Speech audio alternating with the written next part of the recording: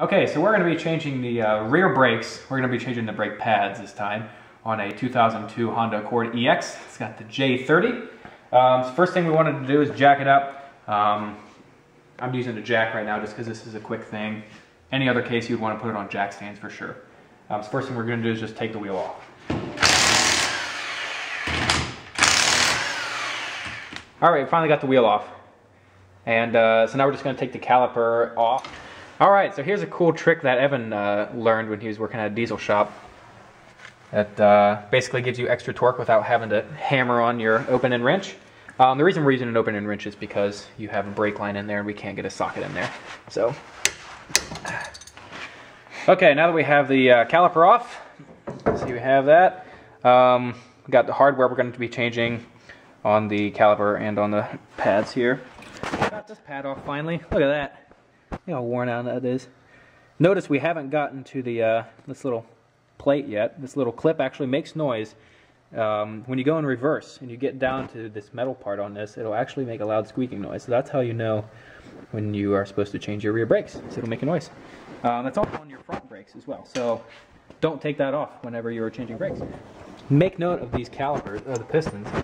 You can't actually, when you depress the piston, you have to screw it clockwise to go in. You can't use a clamp with these. So anything that has a slot, any piston that has a slot on it, you have to screw in manually. So just about there. All right, that's where I'm going to stop. You got to take this hardware off.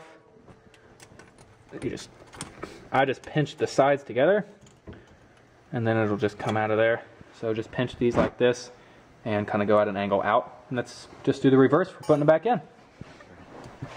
Don't forget to wire brush around the caliper bracket before you put these on. Frees it of debris and all that goodness. Gives it a nice clean surface.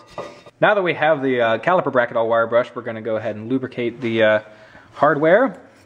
And anywhere where metal meets metal is where you want to put the brake lubricant. And once you do that, they'll just snap right in. These just snap right in. If all goes well. There it is. Cool. Alright, now that we have the hardware in and all lubricated up, we're going to go ahead and lubricate the pads here. This little groove here actually holds grease and lubricates the pad until it gets broken in. So we're going to go ahead and put a little bit in there. And on this side, again, anywhere where metal meets metal. Now that we have the brake pads all lubed up and ready to roll, we can put the caliper back on.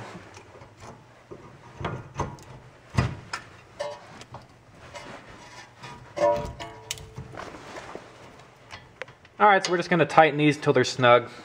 Don't go excessive. And now everything's on there, and we're going to pump up the brakes and make sure we have good contact, and we're ready to put the wheel back on.